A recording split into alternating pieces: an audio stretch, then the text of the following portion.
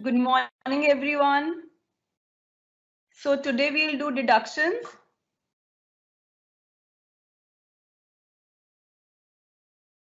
अब deductions chapter आपका start हम यहाँ से करते हैं.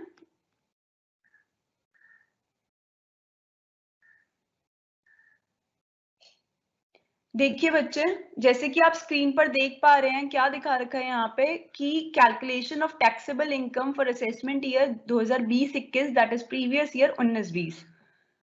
हेड्स ऑफ इनकम दे रखे हैं यहाँ पे. पहले इनकम फ्रॉम सैलरी लिख रखा है, फिर इनकम फ्रॉम हाउस प्रॉपर्टी लिख रखा है, इनकम फ्रॉम बिजनेस प्रोफेशन दे रखा है, इनकम फ्रॉम कैपिटल गेन दे रखा है, इनकम फ्रॉम अदर सोर्सेज दे रखा है, और उसके बाद इन सारों को जोड़ के ऐड करके आ रहा है आपका ग्रॉस टोटल इनकम. वो लिख रखा है आपका 1,80,000. उसमें से डिडक्शंस माइनस करी हैं सेक्शन 80C से 80U की, एंड उसके बाद आया है आपका टैक्सेबल इनकम.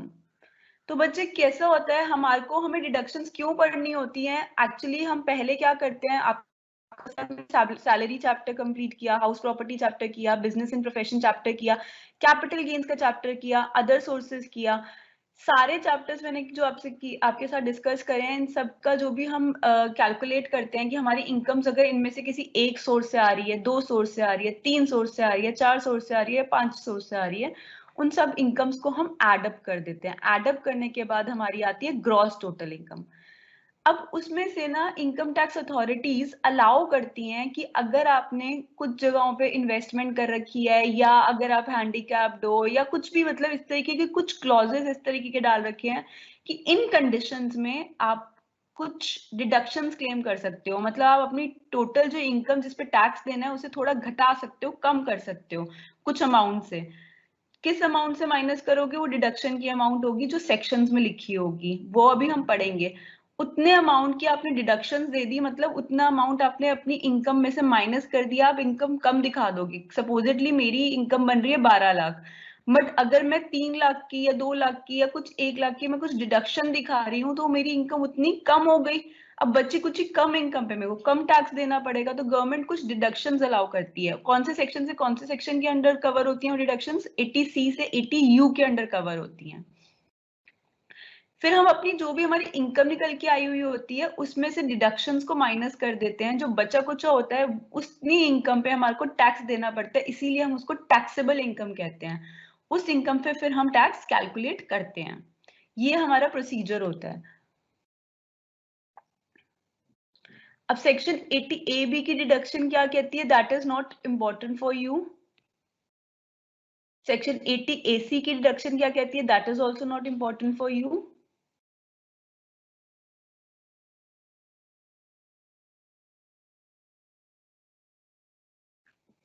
ओके अच्छा बच्चे, यहाँ पे देखेंगे सब स्क्रीन पे समरी ऑफ प्रोविजंस. कहता है सबसे पहले क्या करते हैं, इनकम फ्रॉम सैलरी निकालते हैं. उसमें हम ऐड करते हैं इनकम फ्रॉम हाउस प्रॉपर्टी. उसमें ऐड करते हैं इनकम फ्रॉम बिजनेस और प्रोफेशन. उसमें ऐड करते हैं इनकम फ्रॉम कैपिटल गेन. उसमें ऐड करते हैं income from other sources.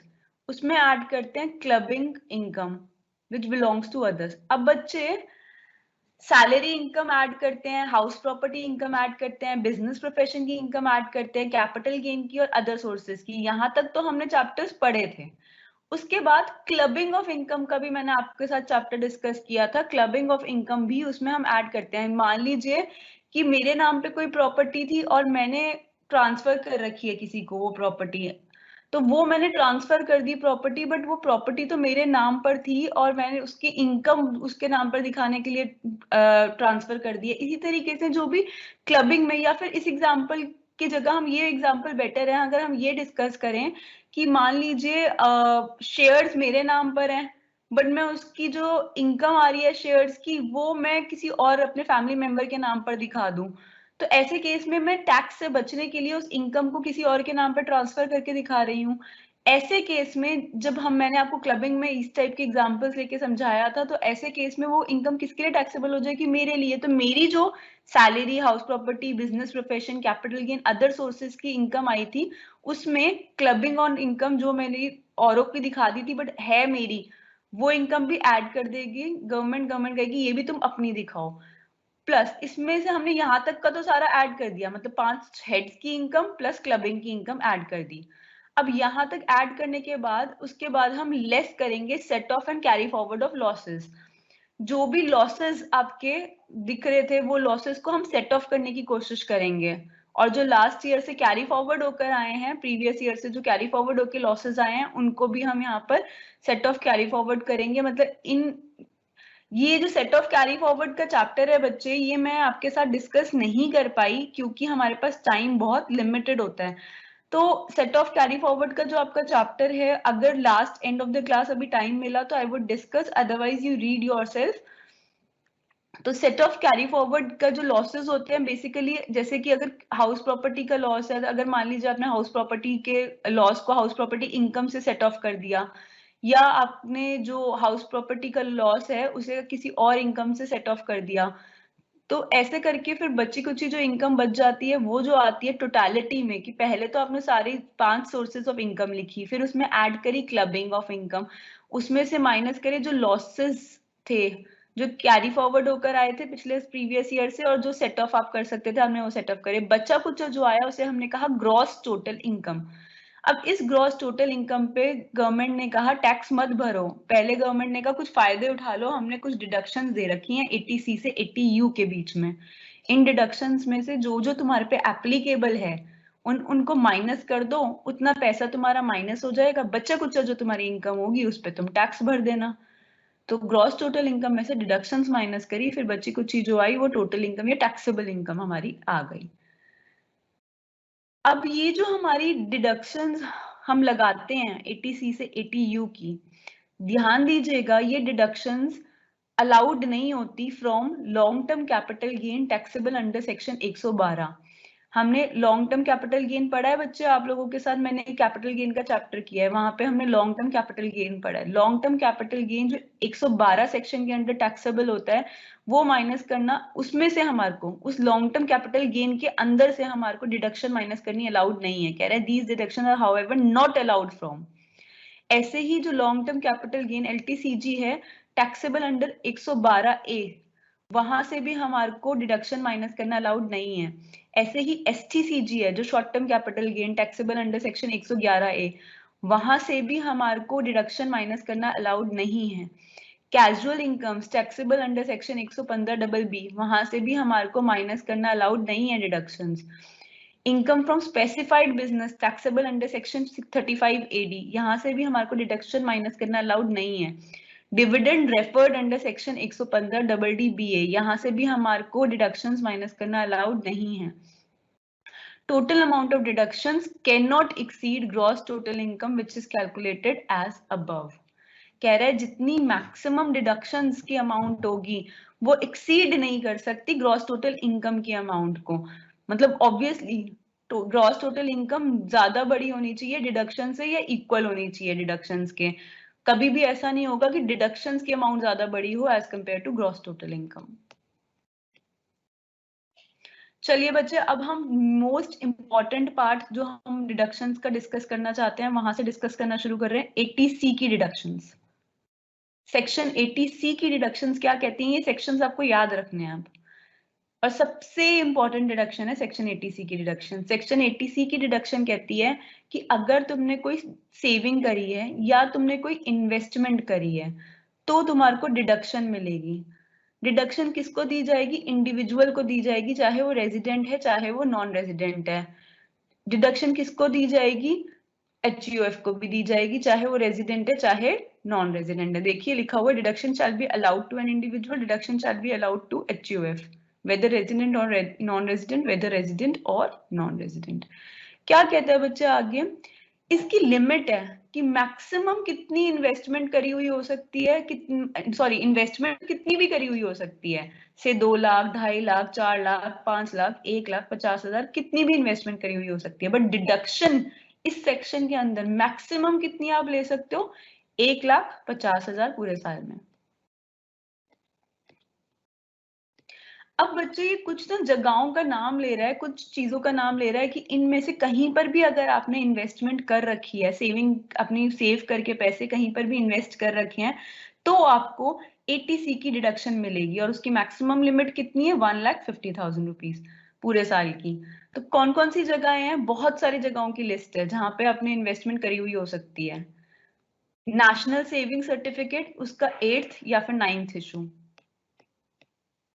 Deposit in post office schemes, 10 साल के लिए अगर आपने अकाउंट खुलवाया या 15 साल के लिए post office saving bank account. Public provident fund, उसमें अगर आपने पैसा जमा कर रखा है तो भी आपको ATC की डिडक्शन मिलेगी।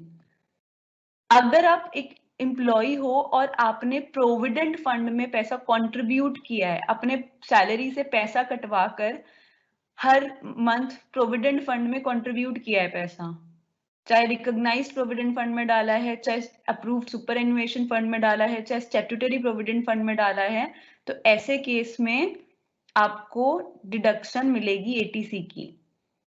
अगर आपने यूलिप प्लान्स में डाला है, यूलिप प्लान्स क्या होते हैं, यूनिट लिंक्ड इंश्योरेंस प्लान्स, ये एक प्लान्स हैं, अगर इनमें आपने पैसा डिपॉजिट करा है, अपना इन्वेस्ट किया है, तो आपको ATC की डिडक्शन मिलेगी।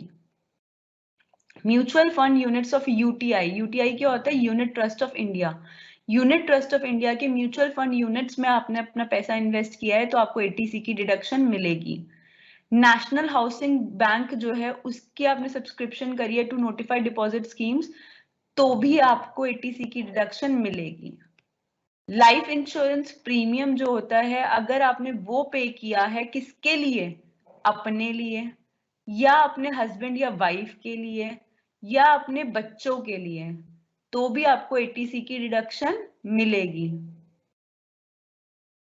चिल्ड्रन के अंदर आपके मेजर बच्चे जो 18 साल से ऊपर के आपके बच्चे हैं, जो आपके 18 साल से नीचे के बच्चे हैं, वो दोनों इंक्लूड हो जाएंगे। अगर आपका कोई बच्चा मैरिड है या अनमैरिड है, दोनों इंक्लूड हो जाएंगे।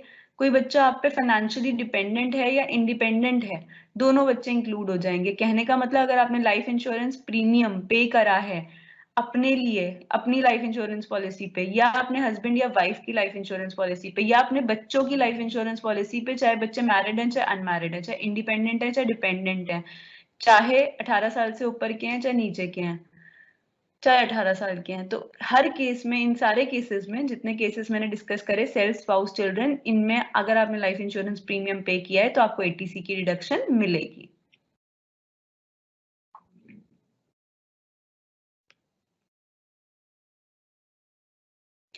अगर आपने एजुकेशन एक्सपेंसेस पे करे हैं, अपने बच्चे के स्कूल के पैसे पे करे हैं, या आपका बच्चा कॉलेज में पढ़ता है, यूनिवर्सिटी में पढ़ता है इंडिया में, वहां के आपने पैसे पे करे हैं, तो जितनी आपने ट्यूशन फीस कॉलेज को या स्कूल को पे करी है, उसका आपका ATC का डिडक्शन मिल जाएगा।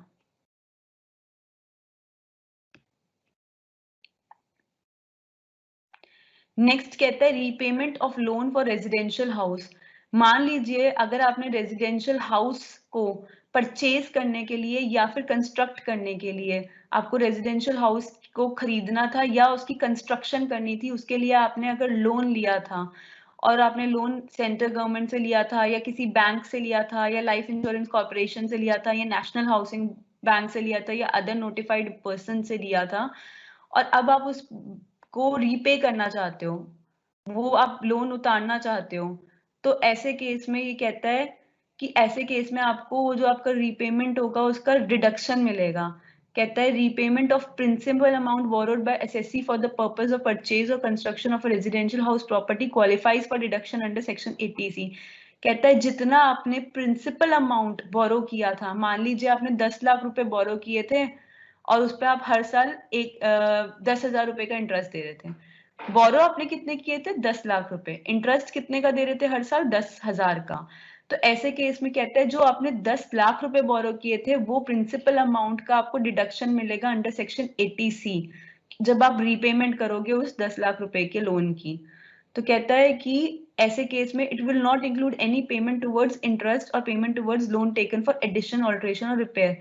कहता है कि जो भी पेमेंट आप इंटरेस्ट की करोगे, जैसे 10,000 रुपए सालाना, मैंने एग्जांपल लिया है कि आपने इंटरेस्ट पे किया इस लोन पे, तो उसकी आपको इंटरेस्ट की डिडक्शन नहीं मिलेगी, पहली बात। दूसरी बात, अगर ये लोन आपने घर में एक और एडिशनल फ्लोर डालने के लिए, रिपेयर करने के लिए, कमरा बनवाने के लिए लिया था, तो भी आपको इस लोन के अमाउंट की डिडक्शन नहीं मिलेगी। आपको सिर्फ डिडक्शन तब मिलेगी जब आपने घर खरीदने के लिए या घर को कंस्ट्रक्ट करने के लिए लोन लिया था, उसको रीपे करते हो तो रीपेमेंट की जो अमाउंट होगी उसकी आपको डिडक्शन मिलेगी अंडर सेक्शन 80C। फर्दर कहते हैं such new house should not be sold off within period of 5 years।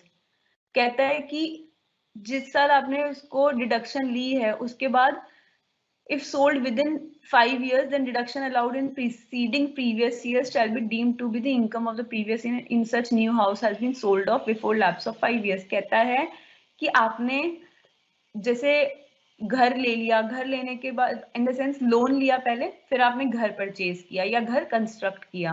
अब कहता है कि ऐसा नहीं होना चाहिए कि घर खरीदने के 5 साल के अंदर अंदर आपने घर को बेच दिया। अगर आपने बेच दिया तो जिस साल आपने डिडक्शन इसकी ली थी तो वो डिडक्शंस आपकी हमें कैंसिल करनी पड़ेंगी। हमें डिडक्शंस अब उन सालों में तो कैंसिल कर नहीं सकते, तो जिस साल आपने ये बेचा घर को उस साल हम मान लेंगे कि वो डिडक्शंस जो हैं वो अमाउंट आपकी इनकम हो गई, उन सालों के लिए हम उसकी इनकम दिखा देंगे। देखिए लिखा है further such new house should not be sold off with in the period of 5 years।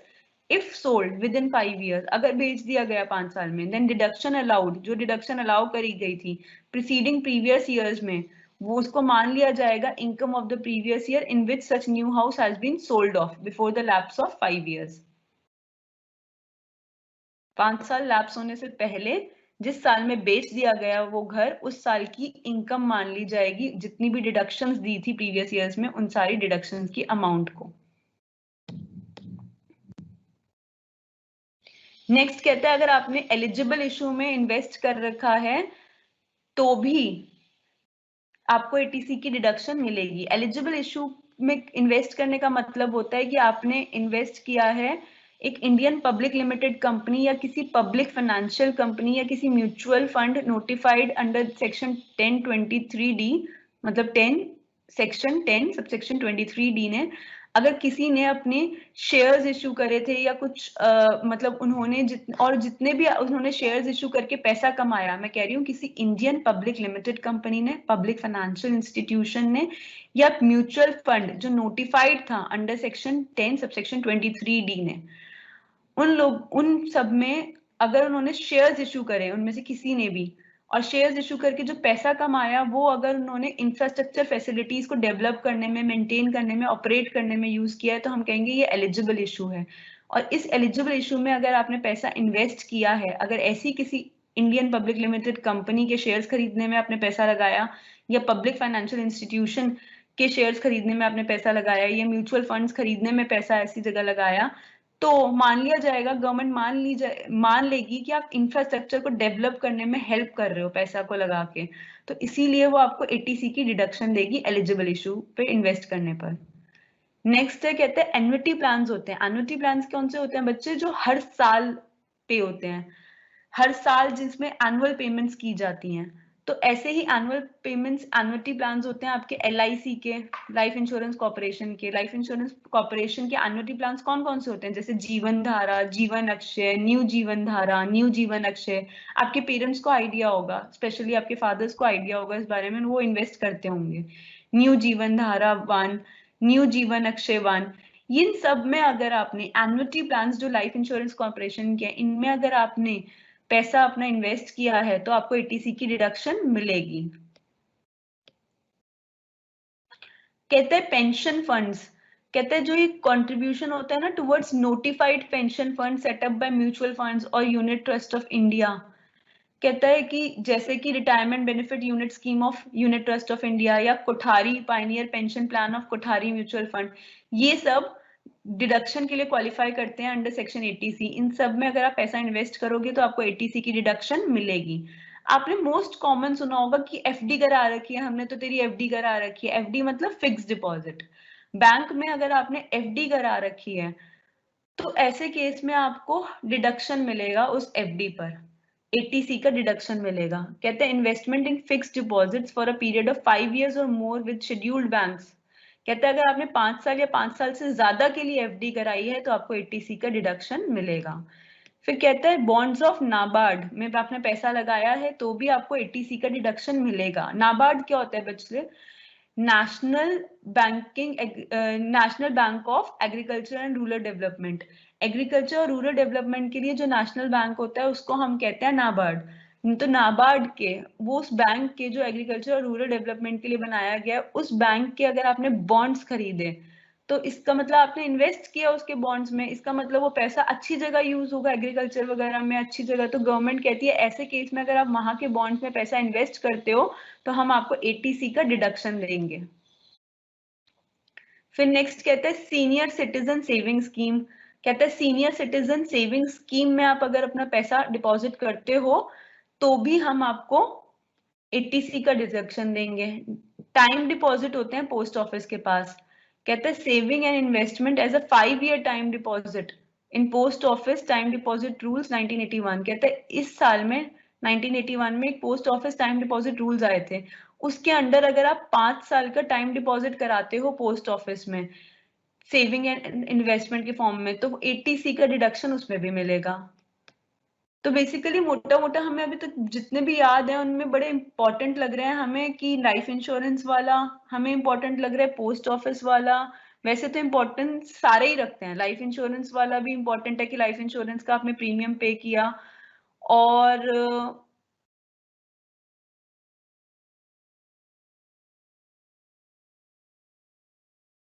National housing bank की सब्सक्रिप्शंस आपने खरीदे ये भी इम्पोर्टेंट है।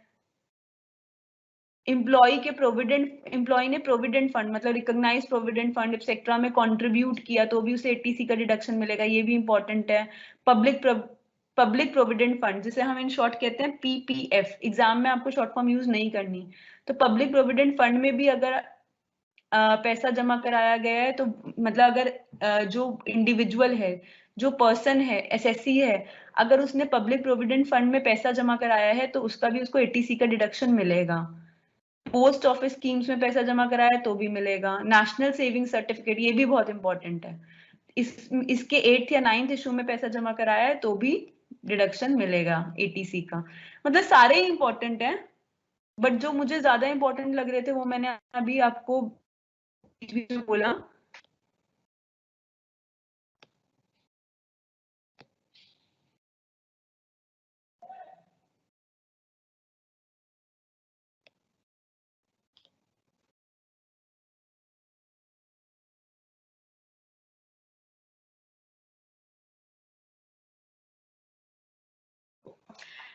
नेक्स्ट है आपका सुकन्या समृद्धि अकाउंट स्कीम। अगर आपने इस अकाउंट स्कीम में भी पैसा जमा कराया है तो भी आपको एटीसी की डिडक्शन मिलेगी। नेक्स्ट है आपका contribution to national pension scheme. NPS क्या होता है बच्चे? नेशनल पेंशन स्कीम होता है। अगर आपने कंट्रीब्यूट किया है नेशनल पेंशन स्कीम में तो कहता है तब भी आपको डिडक्शन मिलेगी एटीसी की। कहता है individual being an employee of central government as a contribution to specified amount sorry as a contribution to a specified account of the pension scheme referred to in section 80CCD for a fixed period of not less than 3 years। अगर आपने 3 साल से ज्यादा के लिए NPS के अंदर contribute किया है तो भी आपको एटीसी की डिडक्शन मिलेगी। कहते हैं इन इन्वेस्टमेंट जो जितनी अभी तक हमने पढ़ी है उन सबको छोड़ के बाकी भी कोई अगर इन्वेस्टमेंट है जो कि नोटिफाइड है अंडर सेक्शन 80C अगर बताई गई है तो उसकी भी आपको एटीसी की डिडक्शन मिलेगी। तो बच्चे हमने 80C का सेक्शन कर लिया जो कि very very very very very important है आपके एग्जामिनेशन पॉइंट ऑफ व्यू से। जो फुल फ्लेज्ड क्वेश्चन आता है उसमें नीचे जो डिडक्शन दे रखी होती है उसमें 80C की डिडक्शन आने के चांसेस बहुत हाई होते हैं। अब हम नेक्स्ट 80CCC पढ़ेंगे और फिर 80CCD पढ़ेंगे बट उससे पहले मैं आपको 80D पढ़ाना चाहती हूँ क्योंकि वो ज्यादा इंपॉर्टेंट है।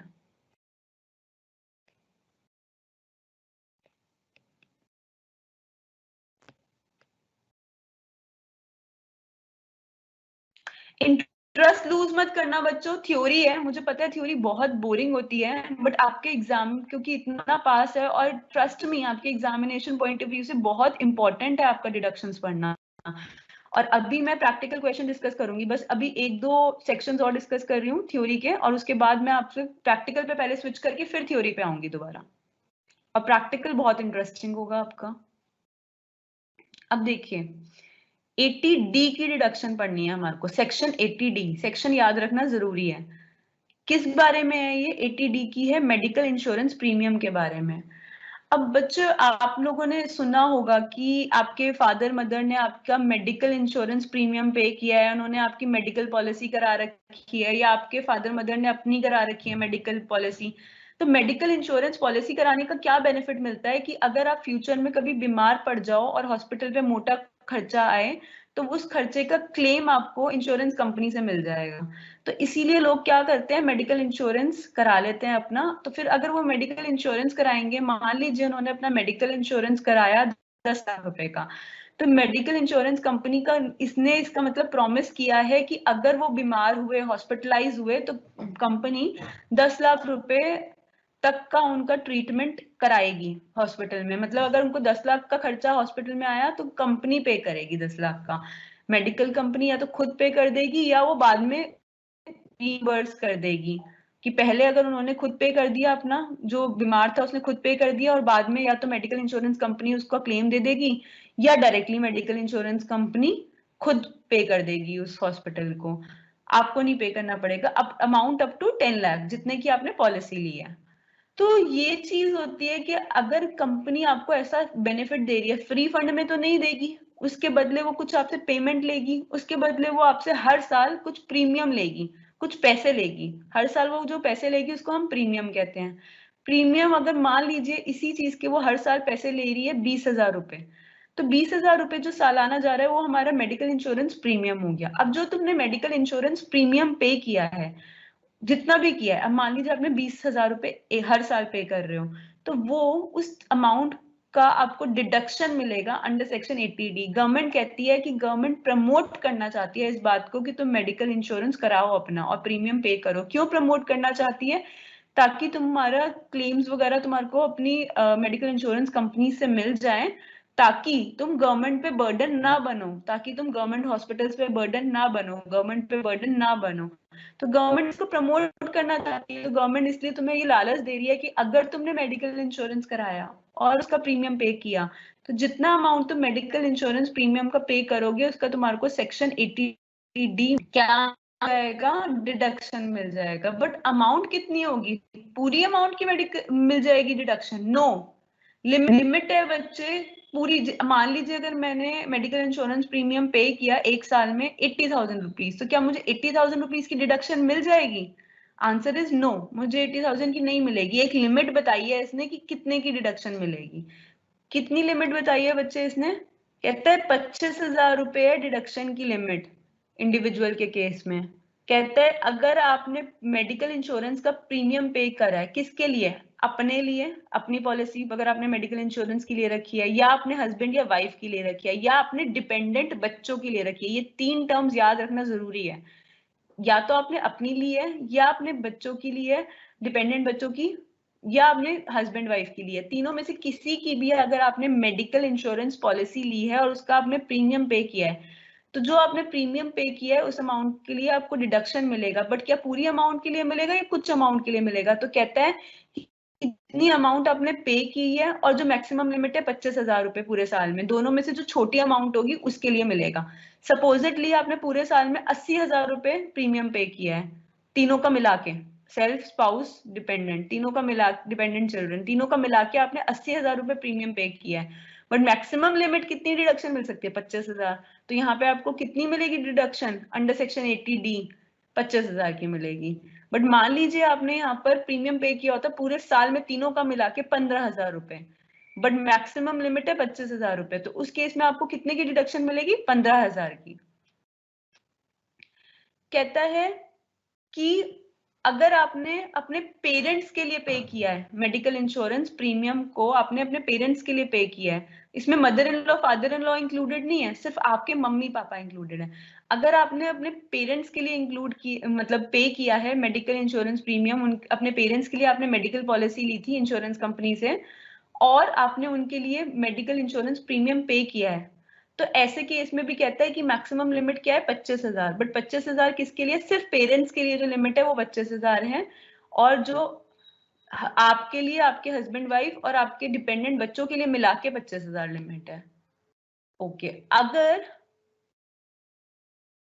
कहता है कि अगर ये सीनियर सिटीजन है, मतलब आप सीनियर सिटीजन हो या आपके हस्बैंड वाइफ सीनियर सिटीजन है या आप मतलब आपका बच्चा सीनियर सिटीजन है, मान लीजिए आप 90 इयर्स के हो, आपका बच्चा 62 इयर्स का है, तो कुछ भी अगर इन दैट केस अगर आप जो भी अभी पर्सन्स पढ़ के आ रहे हो यहाँ पर कि self, spouse, dependent children, parents, अगर ये जो है सीनियर सिटीजन है अगर, तो उस टाइम पे जो ये डिडक्शन की लिमिट 25,000 थी ना, वो 25,000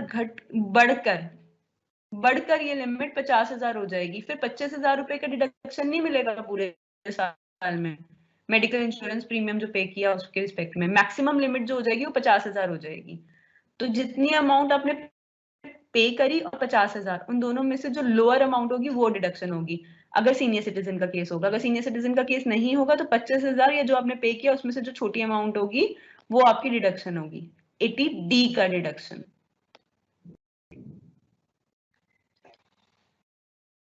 और बच्चे कहता है कि अगर आपने मतलब अपने हस्बैंड वाइफ का, अपने पेरेंट्स का, अपने डिपेंडेंट बच्चों का अगर आपने मेडिकल चेकअप कराया है, प्रिवेंटिव चेकअप, कि आपको कोई बीमारी हो ना जाए इसलिए आपने प्रिवेंटिव चेकअप कराया है, तो उसके लिए भी कहता है पूरे साल में 5,000 रुपए की डिडक्शन मिल सकती है आपको 80D सेक्शन के अंदर ही, इसी सेक्शन के अंदर। बट कहता है कि ये जो 5,000 रुपए है ना, ये 25,000 या 50,000 की जो अभी लिमिट पढ़ के आ रहे हो ना आप ऊपर, मेडिकल इंश्योरेंस प्रीमियम की जो लिमिट है 25,000 या 50,000, ये 25,000 या 50,000, कहते हैं उसी में इंक्लूडेड होंगी ये लिमिट 5,000 वाली भी। ऐसा नहीं है कि अलग से 5,000 की डिडक्शन मिलेगी, ये 5,000 की डिडक्शन उसी में इंक्लूडेड है।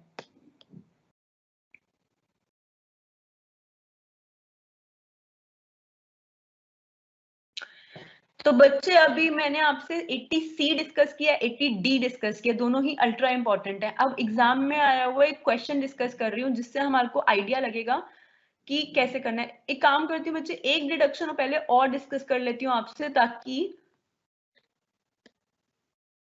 अच्छे से हम कर सकें।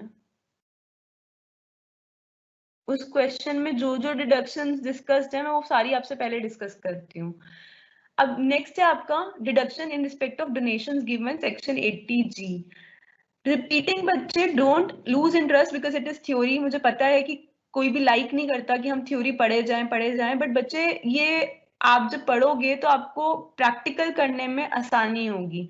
तो इसीलिए आपको अब ये मैं प्रैक्टिकल स्टार्ट कराने से पहले ये लास्ट थ्योरी डिस्कस कर रही हूँ, ये खत्म करने के बाद हम प्रैक्टिकल कर रहे हैं, तो डोंट लूज द इंटरेस्ट। अब आप इसको देखिए, ध्यान से सुनिए। कहता है कि अगर आपने डोनेशंस करी हैं, मतलब दान दिया है, कुछ पर्टिकुलर जगहों का नाम लेगा, इन जगहों पे अगर आपने दान दिया है तो कहता है आपको डिडक्शन मिलेगा। तो आप अपनी जो टोटल इनकम निकालोगे उस टोटल इनकम में से माइनस कर देना उतना पैसा जितने का आपको डिडक्शन मिल जाए करे हुए दान के towards, under section 80G। Section याद रखना पड़ेगा डोनेशन का कौन सा है, सेक्शन 80G। और जब आप माइनस कर दोगे तो जो बचा कुचा आएगा आपका वो आपका टैक्सेबल इनकम हो जाएगा। तो अगर आप नेशनल डिफेंस फंड, ध्यान से सुनेंगे, सेंट्रल गवर्नमेंट चलाती है डिफेंस वालों के लिए नेशनल डिफेंस फंड। डिफेंस क्या होता है, जो हमारा रक्षा करते हैं उनको हम कहते हैं डिफेंस। कहते हैं कि जो हमारे देश की सरहदों पे हमारी डिफेंस टीम है जो हमारी रक्षा करती है, उनके लिए हमारा जो सेंट्रल गवर्नमेंट है वो हमारे लिए क्या रन, नेशनल डिफेंस फंड जो रन किया जाता है उसमें अगर आपने कोई भी पैसा दान में दिया, डोनेशन में दिया, मान लीजिए आपने 1 लाख रुपए डोनेट किया, तो जितना भी पैसा आपने डोनेट किया उतने की 100% डिडक्शन मिलेगी और कोई क्वालिफाइंग लिमिट भी नहीं है। तो बच्चे अगर 100% लिमिट, मतलब कहता है 100% डिडक्शन मिलेगी, तो इसका मतलब है अगर आपने 1 लाख रुपए दान में दिए नेशनल डिफेंस फंड में, तो पूरे 1 लाख रुपए आप अपनी इनकम में से लास्ट में जाके माइनस कर सकते हो। ऐसा लिख सकते हो अंडर सेक्शन 80G, एक मिनट, हाँ ऐसा लिख सकते हो अंडर सेक्शन 80G डोनेशंस और डोनेशन टू, फिर जहां पे दे रखा हो इनका नाम, तो आपको 100% डिडक्शन मिल जाएगी। मतलब उतना अमाउंट, मान लीजिए 1 लाख रुपए नेशनल डिफेंस फंड में डाला था, मैंने दान दिया था, तो मैंने जितना पैसा 1 लाख इसमें दान दिया उतना पैसा मैं अपनी टोटल इनकम में से माइनस कर दूंगी, ऐसा लिख के डिडक्शन अंडर सेक्शन 80G और नेशनल डिफेंस फंड 1 लाख रुपए माइनस। तो मेरी इनकम 1 लाख रुपए कम हो जाएगी, मैं बच्ची कुछ इनकम पे टैक्स दूंगी, तो 1 लाख पे मेरे को टैक्स नहीं देना पड़ा। ऐसे ही अगर आपने prime minister national relief fund, prime minister Armenia earthquake relief fund, Africa public contribution India fund, national foundation for communal harmony, approved university educational institution of national eminence, Maharashtra Chief Minister Earthquake Relief Fund, fund set up by government, Gujarat government for providing relief to victims of Gujarat earthquake।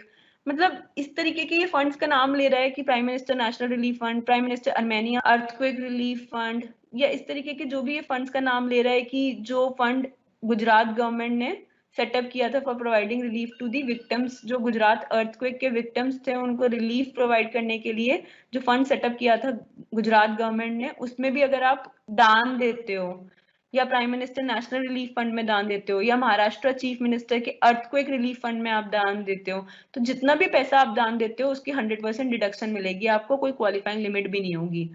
कहते हैं किसी जिला साक्षरता समिति constituted in any district, वहां पे आप दान देते हो, या आप नेशनल ब्लड ट्रांसफ्यूजन काउंसिल या स्टेट ब्लड ट्रांसफ्यूजन काउंसिल में दान देते हो पैसों का, तो जितना पैसों का आप दान दोगे उतना 100% आपको उस पैसे की डिडक्शन मिलेगी, कोई क्वालिफाइंग लिमिट भी नहीं होगी। कहते हैं और भी बातें बता रहा है कि अगर आपने fund any fund setup by state government to provide medical relief to poor, इसमें अगर दान दिया तो भी 100% डिडक्शन मिलेगी, या army central welfare fund, Indian naval benevolent fund, air force welfare fund, इसमें दान दिया तो भी 100% डिडक्शन मिलेगी। Andhra Pradesh chief minister cyclone relief fund 1996, इसमें अगर दान दिया तो भी 100% डिडक्शन मिलेगी। फंड, इसमें दान दिया तो भी 100% डिडक्शन मिलेगी। ऐसे ही national sports fund setup by central government, इसमें दान दिया तो भी आपको 100% डिडक्शन मिलेगी। National cultural fund setup by central government, इसमें भी दान दिया तो 100% डिडक्शन मिलेगी। चीफ मिनिस्टर रिलीफ और lieutenant governors relief fund in respect of any state और यूनियन टेरिटरी, तो भी ऐसे में इस पे दान दिया तो भी आपको मिलेगी 100% डिडक्शन। नेशनल चिल्ड्रन फंड में दान दिया तो भी मिलेगी, मतलब इन सब में मिलेगी। क्लीन गंगा फंड, स्वच्छ भारत कोष, national fund for control of drug abuse, national trust for welfare of persons with mental retardation and multiple disabilities, fund for technical development, ये सारे पॉइंट्स आपको याद रखने हैं कि इन सब में 100% डिडक्शन मिलती है। अब आप कहोगे बहुत टफ है याद रखना, बिल्कुल बहुत टफ है, बट आपको याद रखना पड़ेगा। अब ये 4 नाम ऐसे हैं, अगर इन 4 में से किसी भी जगह पे आपने पैसा दान दिया है, डोनेट किया है, तो आपको उतने पैसे पे 50% डिडक्शन मिलेगी। मान लीजिए मैंने जवाहरलाल नेहरू मेमोरियल फंड में 1 लाख रुपए डोनेट किए हैं, तो मुझे 1 लाख रुपए का 50% निकालूंगी, 50,000 आएगा, 50,000 रुपए का डिडक्शन मिलेगा। मैं अपनी सारी इनकम्स पहले लिखूंगी और अपनी सारी इनकम्स में से माइनस कर दूंगी डिडक्शन अंडर सेक्शन 80G, और आगे लिखूंगी जवाहरलाल नेहरू मेमोरियल फंड और उसके आगे लिखूंगी 50,000 रुपए माइनस कर दूंगी अपनी टोटल इनकम में से। ऐसे ही अगर मैंने prime minister drought relief fund या इंदिरा गांधी मेमोरियल ट्रस्ट या राजीव गांधी फाउंडेशन, इन चारों में से कहीं पे भी मैंने पैसा डोनेट किया, तो जितना पैसा डोनेट किया उसका 50% निकालूंगी, उतना 50% माइनस करना अलाउड होगा as deduction under section 80G। अब बच्चे बिल्कुल पेशेंस लूज मत करो, बस हम खत्म करने वाले हैं ये वाला भी सेक्शन, फिर उसके बाद फटाफट से हम इंटरेस्टिंग सा प्रैक्टिकल कर रहे हैं। ऐसे ही कह रहा है, हम सेक्शन 80G पढ़ रहे हैं डोनेशंस के रिस्पेक्ट में, तो उसी में ये कह रहा है कि अगर मान लीजिए आपने इन दोनों जगह में से कहीं पर पैसा डोनेट किया है, दान दिया है, तो आपको 100% डिडक्शन तो मिलेगी, but subject to qualifying limit होगी। क्वालिफाइंग लिमिट आप कैलकुलेट करोगे और फिर आपको मिलेगी। तो क्या कहता है, कहता है कि अगर आपने गवर्नमेंट को या किसी अप्रूव्ड लोकल अथॉरिटी को या किसी इंस्टीट्यूशन को या किसी एसोसिएशन को पैसा डोनेट किया है, किस चीज के लिए, प्रमोशन ऑफ फैमिली प्लानिंग के लिए, आपने गवर्नमेंट को या किसी अथॉरिटी को, लोकल अथॉरिटी, इंस्टीट्यूशन, एसोसिएशन, किसी को आपने पैसा दिया और आपको पता है कि वो गवर्नमेंट या वो अथॉरिटी उस पैसे को यूज करेगी प्रमोशन ऑफ फैमिली प्लानिंग के लिए। फैमिली प्लानिंग क्या होती है, हम दो, हमारे दो, गवर्नमेंट कहती है इससे ज्यादा मत करो क्योंकि ऐसे हमारे देश की रिसोर्सेज पे दबाव पड़ता है, दिक्कत होती है इकोनॉमी चलाने में, तो गवर्नमेंट हमेशा प्रमोट करती रहती है फैमिली प्लानिंग। अब अर्बन एरियाज में ज्यादा नहीं भी प्रमोट कर रही तो रूरल एरियाज में कर रही है, अनएजुकेटेड लोगों के बीच में कर रही है, ताकि क्योंकि वो लोगों के बच्चे ज्यादा होते हैं। तो अब गवर्नमेंट चाहती है कि फैमिली प्लानिंग का जो प्रमोशन में पैसा लगता है, हर चीज की प्रमोशन में पैसा लगता है बच्चे, तो गवर्नमेंट चाहती है कि आप लोग अगर वहां पर डोनेट करते हो फैमिली प्लानिंग के प्रमोशन और फैमिली प्लानिंग के कॉज के लिए गवर्नमेंट को या किसी अथॉरिटी को आप प्रमोट करते हो, तो गवर्नमेंट कहती है कि गवर्नमेंट खुश हो जाएगी इस बात से, और इस बात पे वो आपको जितना पैसा आप दान दोगे प्रमोशन ऑफ फैमिली प्लानिंग के लिए गवर्नमेंट को या किसी अथॉरिटी को या किसी एसोसिएशन या इंस्टीट्यूशन को, उतने पैसा, मान लीजिए आपने 1 लाख रुपए दान दिया, तो गवर्नमेंट कहती है उस पर आपको 100% डिडक्शन देंगे, बट एक क्वालिफाइंग लिमिट होगी, उस क्वालिफाइंग लिमिट के टुवर्ड सब्जेक्टेड होगा। वो क्या होगा वो अभी मैं आपको बताती हूँ।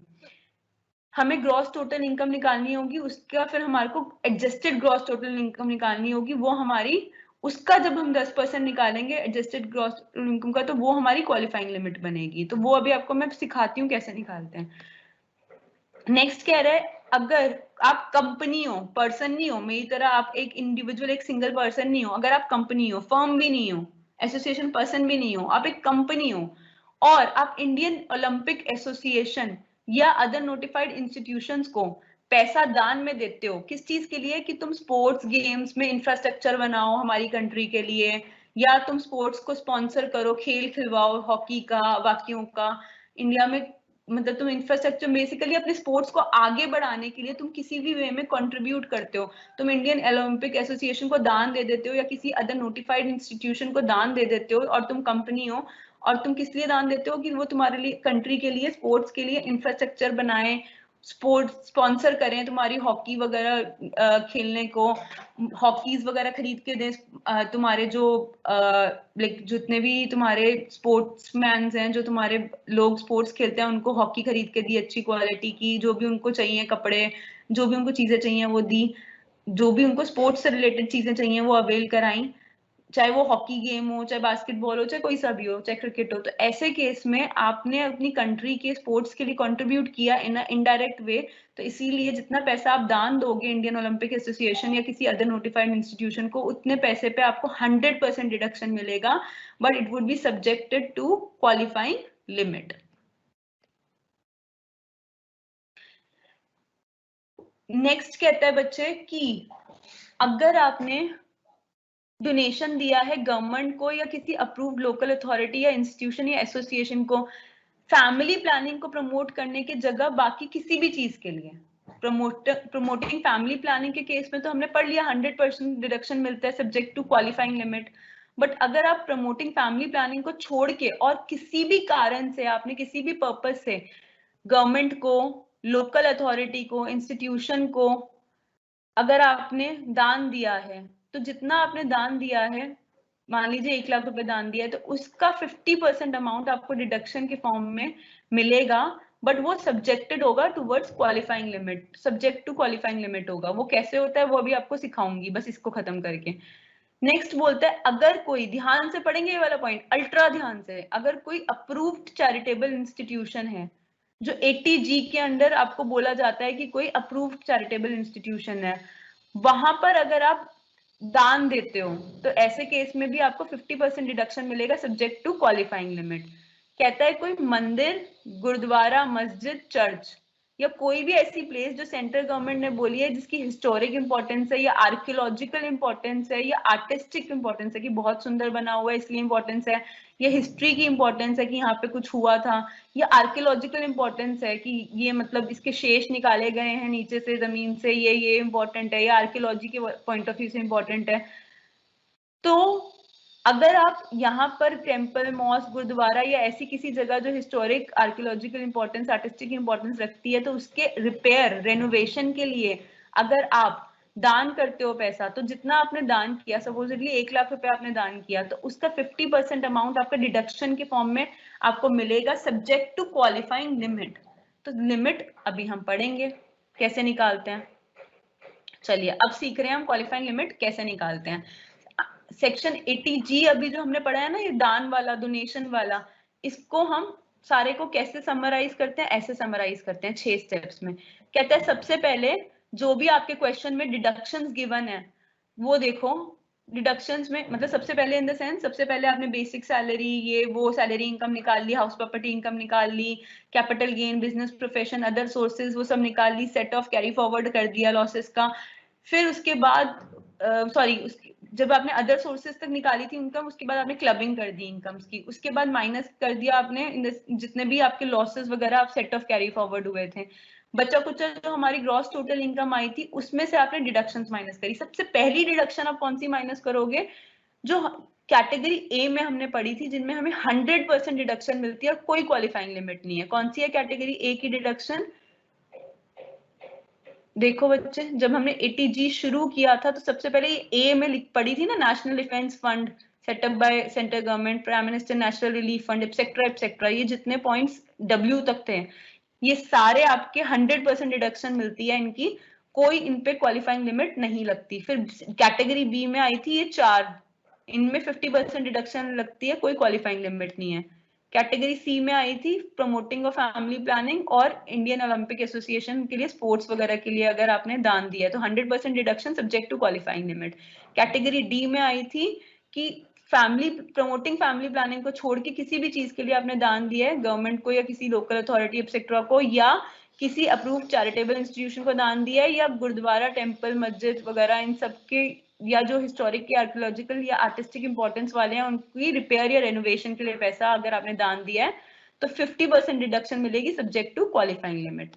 तो अब यहाँ पे कह रहा है कि सबसे पहले स्टेप 1 में एटीसी की डिडक्शन के केस में जैसे आप लेस डिडक्शंस लिखोगे ग्रॉस टोटल इनकम में से, जैसे आप लेस डिडक्शन लिखोगे क्वेश्चन में, तो सबसे पहले देखोगे क्या कोई ऐसा दान दिया है आपने, क्या कोई ऐसा डोनेशन दिया है जिसमें 100% डिडक्शन मिलेगी और कोई क्वालिफाइंग लिमिट नहीं है। मतलब जो कैटेगरी ए में पढ़ा था आपने, अगर दिया है तो उस पर 100% डिडक्शन दे दो। मान लीजिए लिखा हुआ है कि प्राइम मिनिस्टर नहीं, जैसे कि जो डिफेंस फंड था ना, एक मिनट, हाँ, जैसे national defence fund setup by central government, मान लो कि ये लिखा हुआ है कि इसमें आपने 1 लाख रुपए कंट्रीब्यूट किए एसएससी ने, तो उस 1 लाख रुपए को आप माइनस कर दो कि 100% डिडक्शन मिल जाएगी उस पे।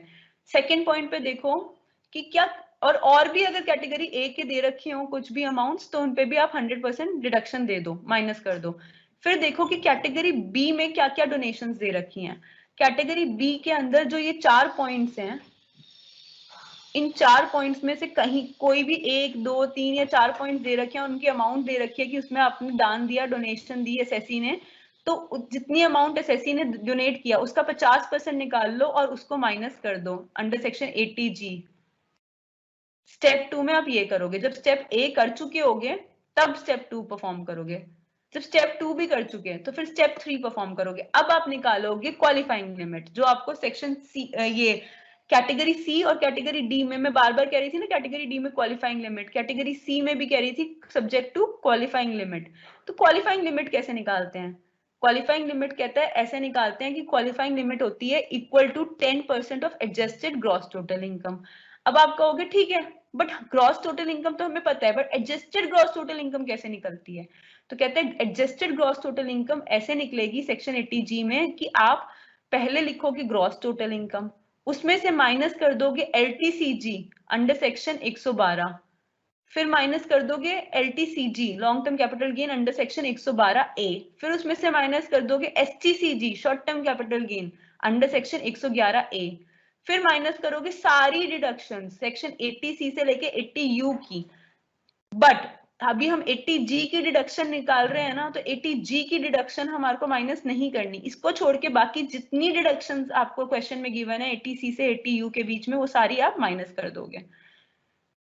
जब आपने ग्रॉस टोटल इनकम में से ये LTCG 112 वाला, LTCG 112A वाला, STCG 111A वाला माइनस कर दिया और डिडक्शंस 80C से 80U की सारी माइनस कर दी एक्सेप्ट 80G की डिडक्शन, तो आपका क्या निकल के आएगा? Adjusted gross total income. अब जो एडजस्टेड ग्रॉस टोटल इनकम निकल के आएगी उसका आप 10% कैलकुलेट कर लो।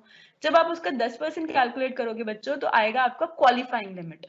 तो जो ये आपकी क्वालिफाइंग लिमिट है ये कैटेगरी सी, कैटेगरी डी और कैटेगरी सी दोनों के लिए क्वालिफाइंग लिमिट ऐसे ही निकालते हैं, ठीक है?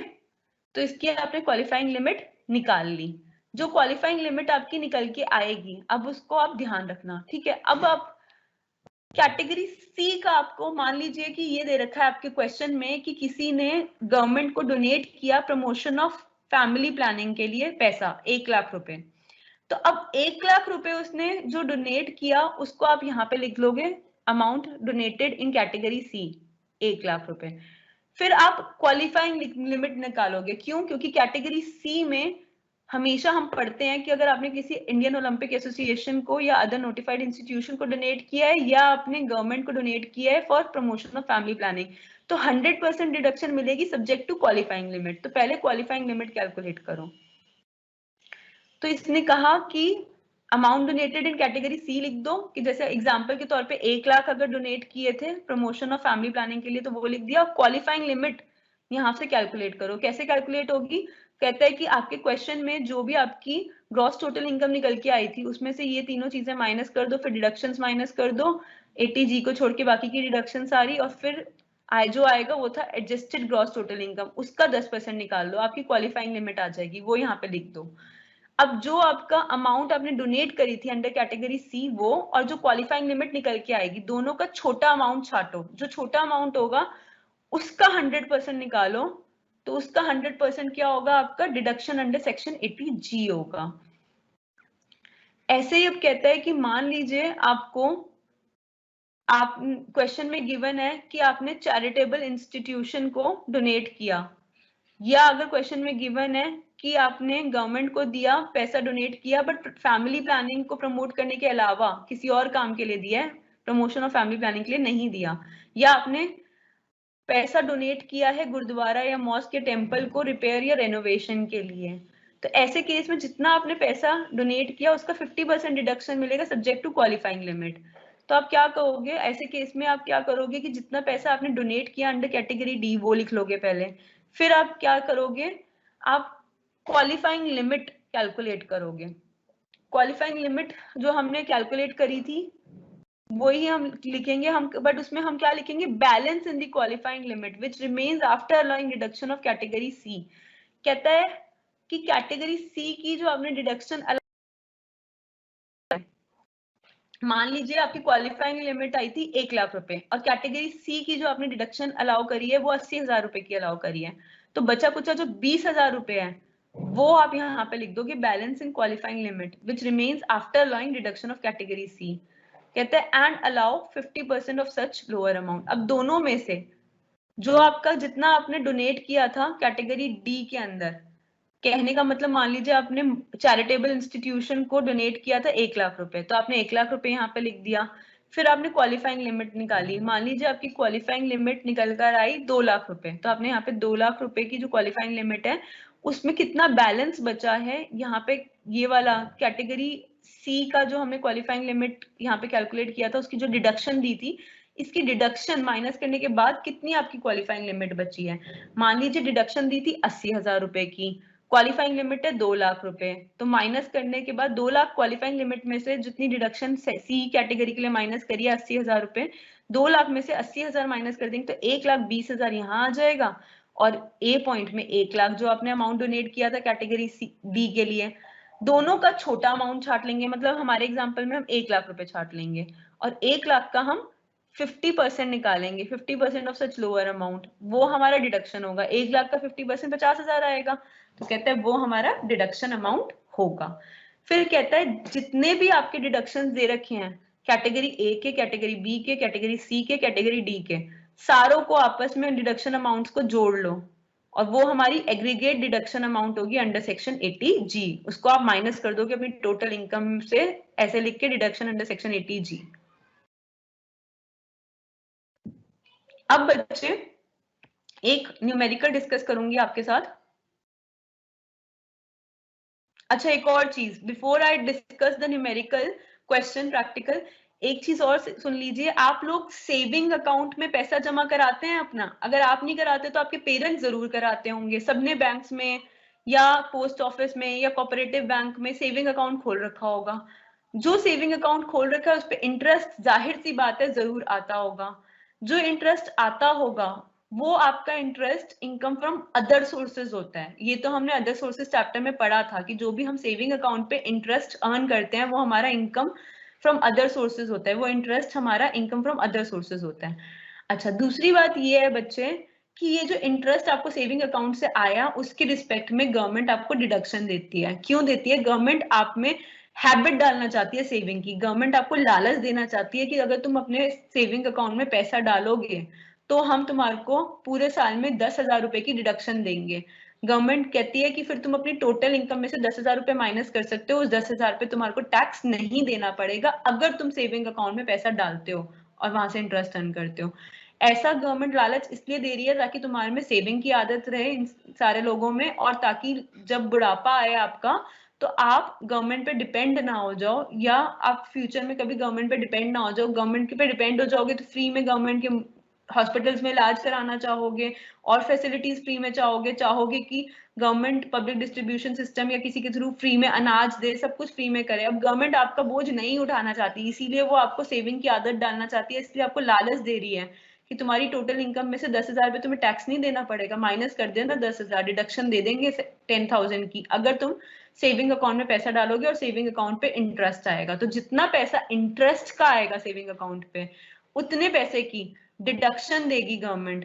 कह रही है कि कितने की डिडक्शन देगी, ये नहीं कह रही कि अगर तुमने 10 लाख रुपए सेविंग अकाउंट में डाल दिया फॉर एग्जांपल तो 10 लाख की डिडक्शन मिलेगी, नहीं मिलेगी 10 लाख की डिडक्शन। बट अगर उस सेविंग अकाउंट पे तुम्हारे को इंटरेस्ट आया 30,000 रुपए का एक साल में, तो कह रहा है कि उस 30,000 रुपए पे तुम्हें डिडक्शन मिलेगी। कितने की मिलेगी?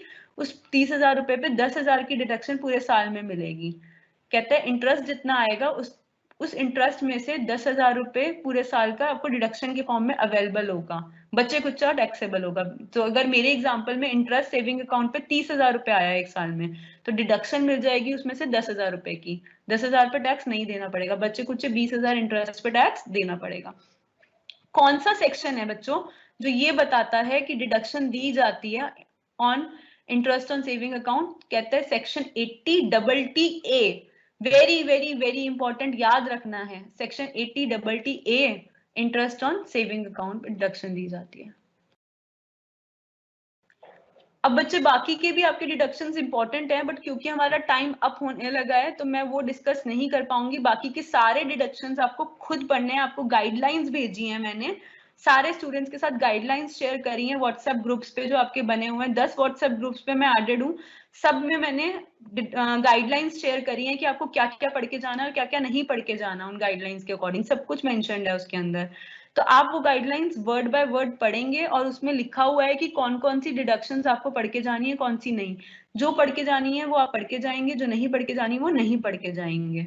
ध्यान से पढ़िएगा उस गाइडलाइंस को। ऐसा ना हो कि जहाँ पे ये लिखा हो कि ये पढ़ के जाना है वो आप ना पढ़ के जाओ, जो लिखा हो कि ये नहीं पढ़ के जाना वो आप पढ़ के चले जाओ। उसमें इस तरीके से लिखा होगा कि ये चीजें टीचर्स के लिए गाइडलाइंस इशू करी गई हैं, तो टीचर्स के लिए ऐसा लिखा हुआ है कि these deductions have to be done in the class and these deductions have not to be covered। तो जो कवर होनी है इसका मतलब एग्जाम के लिए वो आपको पढ़ के जानी है, जो कवर नहीं होनी या जो नहीं करानी तो इसका मतलब ये है कि वो आपको पढ़ के नहीं जानी है। तो आप इंग्लिश का इसका मीनिंग ध्यान से पढ़कर चेक करेंगे कि आपको क्या पढ़ के जाना है क्या नहीं, और आप अकॉर्डिंगली अपना सारा कोर्स में मार्क कर लो टॉपिक्स वगैरह और करके जाना। अच्छा बच्चे, और बात ये कि अब मैं आप बाकी की डिडक्शंस तो जैसे बताया कि नहीं करा पा रही हूँ, तो अब मैं आपको जितनी डिडक्शंस कराई हैं उन पे बेस्ड एक प्रैक्टिकल क्वेश्चन करा रही हूँ ताकि आपको अंदाजा लग जाए कि कैसा करते हैं हम डिडक्शन का प्रैक्टिकल।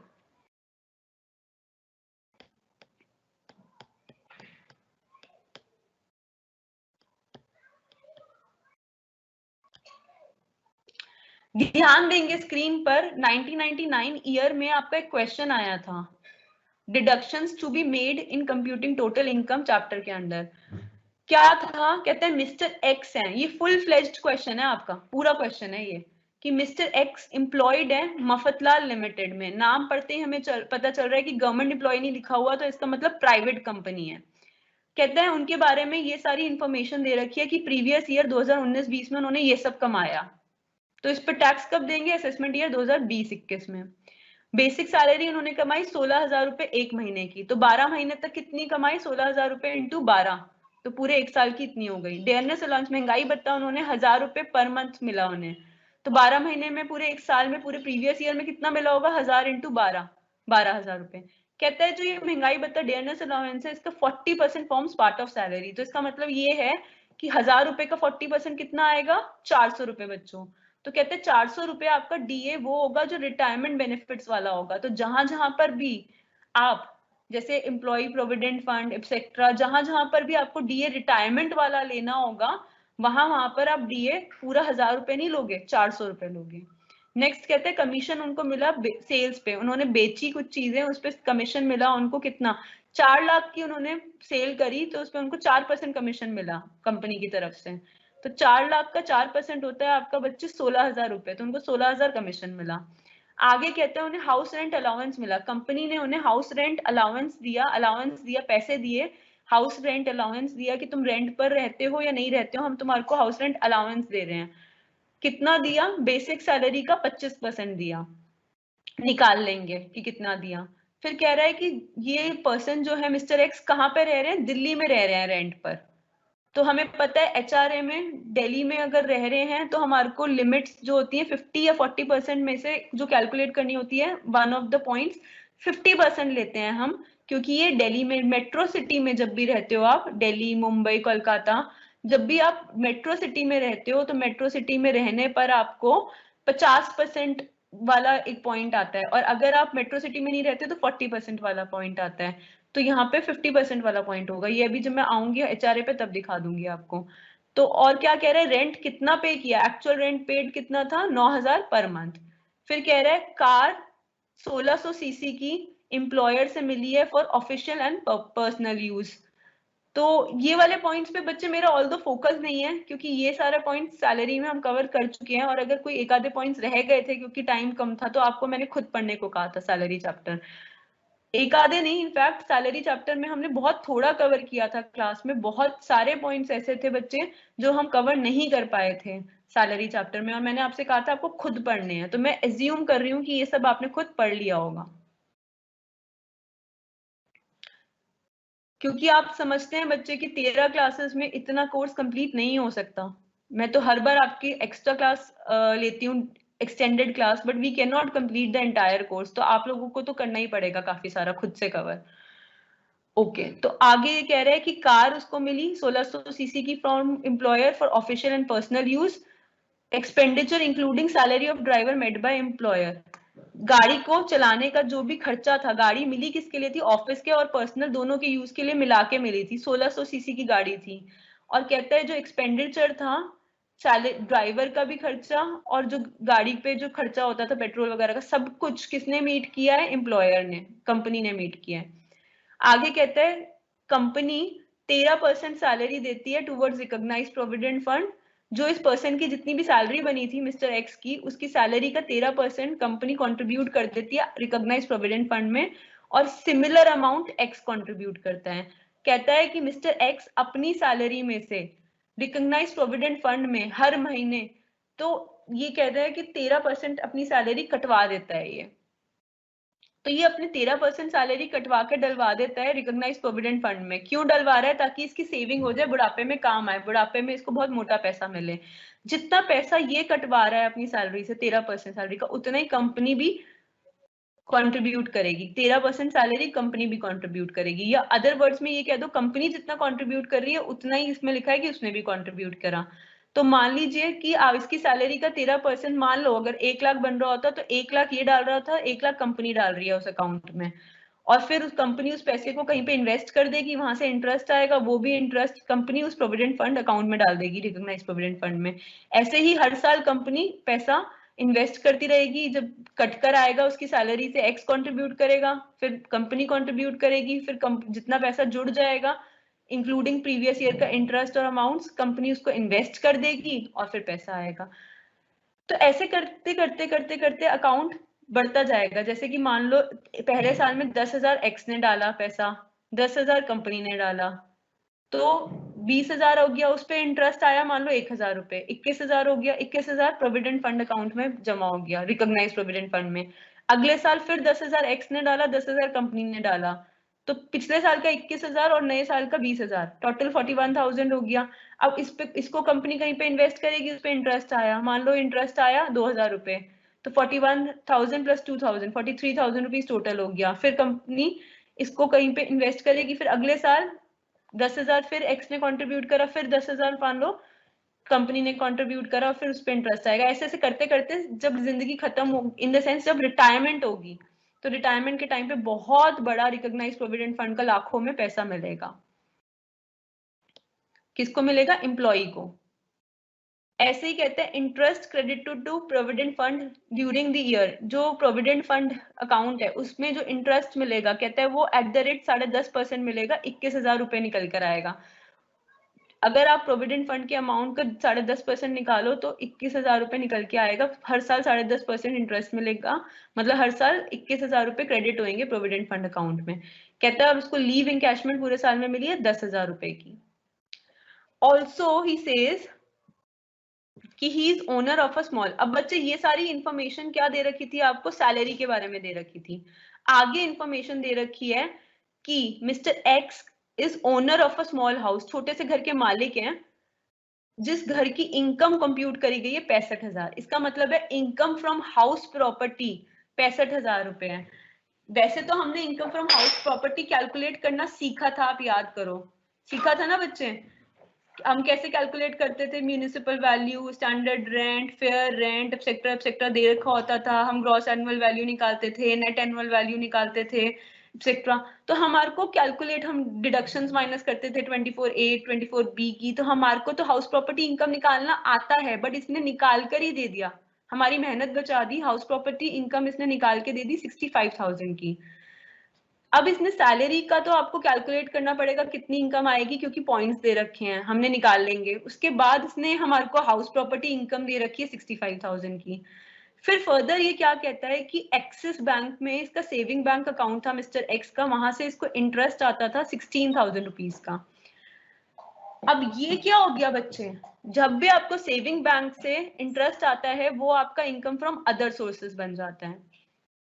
और बच्चे ये कहता है फर्दर कि इंटरेस्ट आता था listed debentures of DCM limited से 14,400 का। जब भी आपको डिबेंचर से इंटरेस्ट आएगा वो भी क्या बन जाएगा आपका? Income from other sources. But ये नेट इंटरेस्ट आया है, इसका मतलब जो डिबेंचर्स जहां से आपको इंटरेस्ट आना था, जिस कंपनी के आपने डिबेंचर्स खरीदे थे, उस कंपनी ने, कौन सी कंपनी के आपने डिबेंचर्स खरीदे थे? डीसीएम लिमिटेड के। डीसीएम लिमिटेड ने आपको पैसे तो देने थे 16,000 रुपए, बट उसने क्या किया कि 16,000 पे 10% टैक्स काट लिया, और 10% टैक्स काटा मतलब 1,600 रुपए काट लिए। 16,000 में से उसने 1,600 रुपए काट लिए, और बच्चा कुचा जो आपका आया 14,400, उसने वो आपको दे दिया कि ये आपका नेट इंटरेस्ट है। बट जब आप इनकम फ्रॉम अदर सोर्सेस अभी दिखाओगे तो आप नेट इंटरेस्ट नहीं दिखाओगे, आप टोटल इंटरेस्ट दिखाओगे। टोटल इंटरेस्ट दिखाने के लिए आप क्या करोगे? आप इसको नेट अमाउंट निकालोगे। आपको 16,000 दिखानी है वहां पर, पूरा आपको कि कितना आपका बनता था डिबेंचर से इंटरेस्ट इनकम, आपको वो दिखानी होती है। जब अभी आप कैलकुलेट करते हो ना टोटल इनकम, उसमें आप टैक्स कटने के बाद की नहीं दिखाते, टैक्स कटने से पहले की दिखाते हो। क्यों? क्योंकि लास्ट में तो आप टैक्स खुद ही कैलकुलेट करोगे टैक्स देने के लिए, तो टैक्स कटा हुआ अमाउंट नहीं दिखाओगे, टैक्स बिना कटा हुआ अमाउंट दिखाओगे। तो टैक्स बिना कटा हुआ अमाउंट क्या होगा? 14,400 आपका टैक्स कटने के बाद है, 10% टैक्स कटता है। जब आप डिबेंचर्स पे इंटरेस्ट लेते हो तो उस पर 10% टैक्स कटता है, हमें ये बात पता है। तो इसीलिए हमें पता है कि 10% टैक्स कटने के बाद बच्चा कुछ 90% अमाउंट हमारा 14,400 है। तो पूरा अमाउंट कितना होगा? 14,400 डिवाइडेड बाय 90%, 16,000 आ जाएगा। तो वो हो जाएगा हमारा interest from listed debentures, income from other sources में दिखाएंगे। अब बच्चे सबसे इंपॉर्टेंट पॉइंट्स पे आ गए हम हमारे क्वेश्चन के। इंपॉर्टेंट क्यों बोल रही हूँ? क्योंकि अभी हमने डिडक्शंस डिस्कस करी हैं, अब डिडक्शंस का ट्रीटमेंट बता रही हूँ, अदरवाइज तो पूरा ही क्वेश्चन इक्वली इंपॉर्टेंट है। तो अब ये कहता है कि मिस्टर एक्स ने इन्वेस्टमेंट करी और सेविंग करी, जो कि एज फॉलोज थी।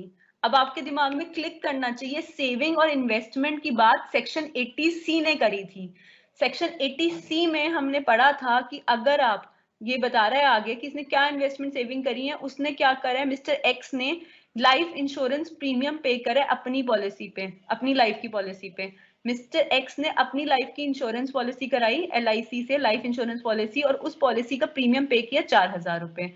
ऑल्सो इन्होंने, मिस्टर एक्स ने लाइफ इंश्योरेंस पॉलिसी कराई अपनी मैरिड मेजर सन की।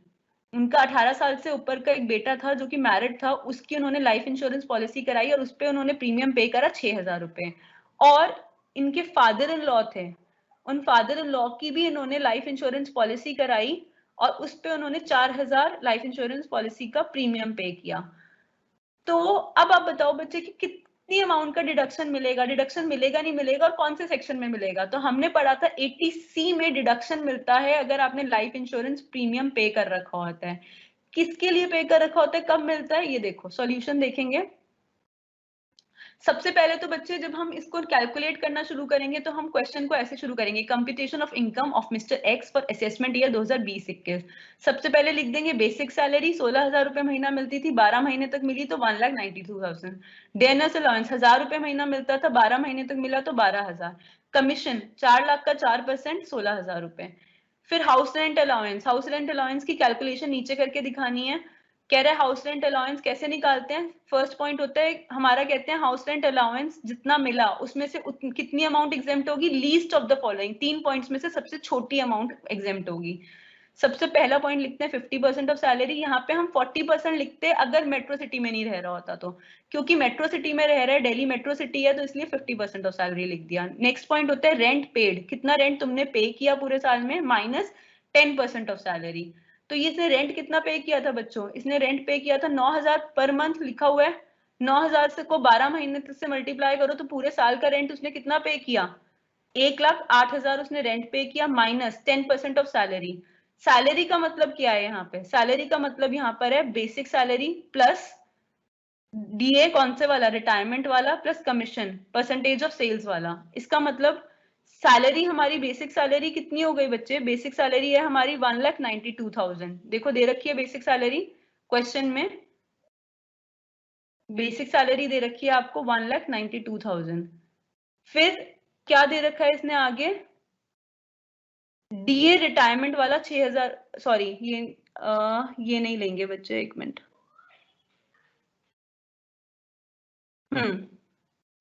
डीए रिटायरमेंट वाला, डीए रिटायरमेंट वाला कितना होगा बच्चे, कहते हैं 40, ये देखो रिटायरमेंट के बाद जो डीए मिलता रहेगा वो कितना होगा, 400 रुपए महीना। अगर हमने कहा था ना 40% फॉर्म्स पार्ट ऑफ सैलरी, तो डीए रिटायरमेंट वाला कौन सा होगा, 400 रुपए महीना। तो 400 रुपए महीने को अगर आप 12 महीने से मल्टीप्लाई करो तो 4,800 रुपीज आ जाता है, तो वो आपका 4,800 रुपीज हो जाएगा।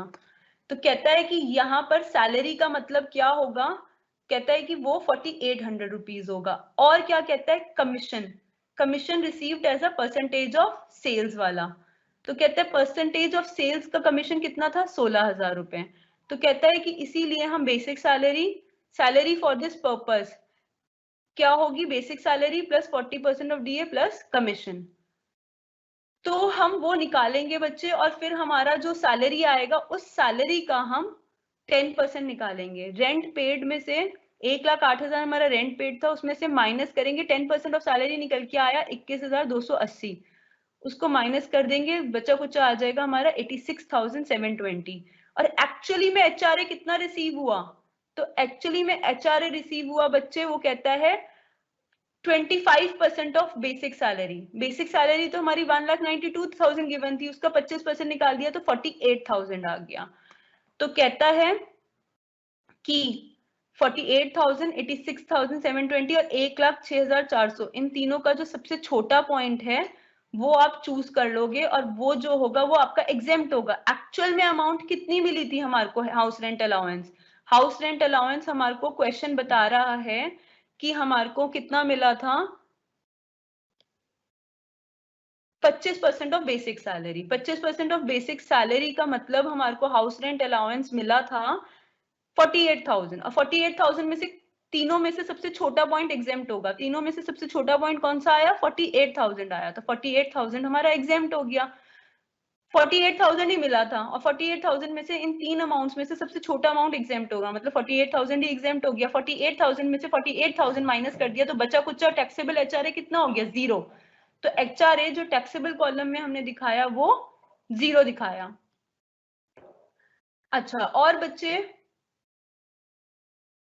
एम्प्लॉयर्स कंट्रीब्यूशन टू आरपीएफ, मैंने आपको बताया था कि एम्प्लॉयर जो कंट्रीब्यूट करता है towards RPF in excess of 12% of salary, वो हमारा टैक्सेबल होता है। वो हम यहाँ पे कैलकुलेट करके 2128, ये आप देख लेना। इंटरेस्ट जो आएगा वो देख लेना, क्योंकि लीव इनकैशमेंट देख लेना, हमारे पास टाइम नहीं है, क्लास ओवर करनी है मुझे। वैल्यू ऑफ कार कैसे निकालेंगे देख लेना। टोटल आएगी ग्रॉस सैलरी। ग्रॉस सैलरी में से हमेशा आपको बताया था स्टैंडर्ड डिडक्शन माइनस होती है 50,000 की।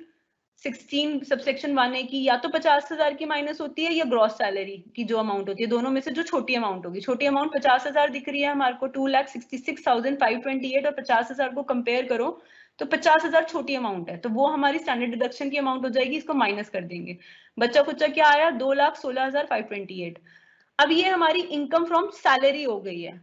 अब इनकम फ्रॉम सैलरी के बाद हम दिखाएंगे इनकम फ्रॉम हाउस प्रॉपर्टी, वो 65,000 रुपए दे रखी थी क्वेश्चन में। फिर income from other sources, axis bank में सेविंग अकाउंट था, उससे जो इंटरेस्ट आया वो आया 16,000 पूरे साल में, ये हमारी अदर सोर्सेज की इनकम है। लिस्टेड डिबेंचर्स पे वहां से जो इंटरेस्ट आया वो कितना आया, 16,000। ये कैसे निकाला, 14,400 डिवाइडेड बाय 90%।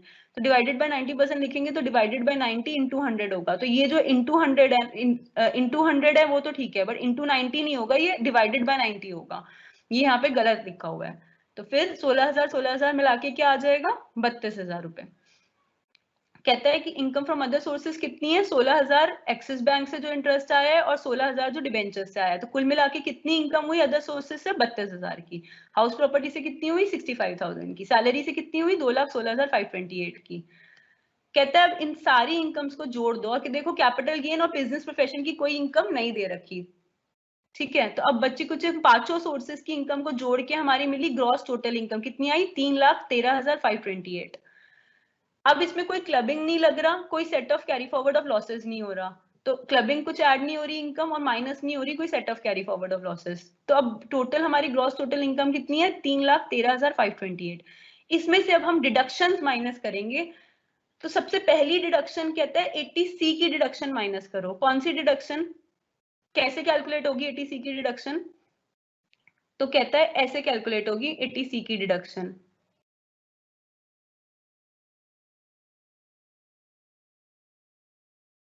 कहते हैं 80C की डिडक्शन टोटल अमाउंट 37,664 माइनस होगी डिडक्शन। कैसे, कहते हैं उसने लाइफ इंश्योरेंस प्रीमियम पे किया अपनी लाइफ इंश्योरेंस पॉलिसी पर 4,000 रुपए का, तो ऑब्वियसली इसकी डिडक्शन मिलेगी अंडर सेक्शन 80C, पढ़ के आए थे तो माइनस कर देंगे। कहते हैं लाइफ इंश्योरेंस प्रीमियम पे किया था अपने सन की लाइफ का, तो चाहे वो मैरिड बेटा था, चाहे वो 18 ईयर्स से अबव था, मेजर था, चाहे मेजर हो चाहे माइनर हो, चाहे मैरिड हो चाहे अनमैरिड हो, तो क्या होता है लाइफ इंश्योरेंस प्रीमियम अगर आप अपने बच्चों की पॉलिसी लाइफ पे करते हो तो क्या होता है, आपको उस प्रीमियम पे डिडक्शन मिलती है। तो जो भी इसके फादर होंगे, या जो सॉरी जो ये पर्सन था मिस्टर एक्स, इसने अपने बेटे की लाइफ पे जो लाइफ इंश्योरेंस प्रीमियम पे करा है उस पे उसको डिडक्शन मिलेगा। 6,000 रुपए इसने पे करे हैं तो 6,000 माइनस हो जाएंगे।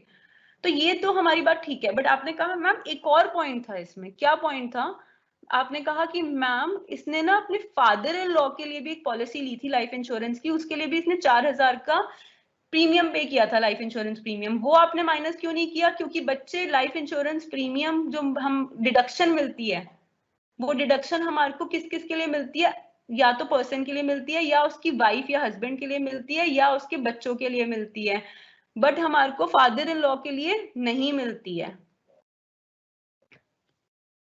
और भी किसी के लिए अगर मिलती है तो वो मैंने अभी आपको 80C में सिखाया होगा, वहां आप देख लेना, बट फादर इन लॉ के लिए नहीं मिलती है, ठीक है। तो ये फिर हमने कहा कि ठीक है, इसका मतलब हमने कौन कौन से माइनस कर दिया, 4,000 6,000 माइनस कर दिया। आगे कहता है कि ये मिस्टर एक्स ने पैसा कंट्रीब्यूट किया था टुवर्ड्स रिकॉग्नाइज्ड प्रोविडेंट फंड।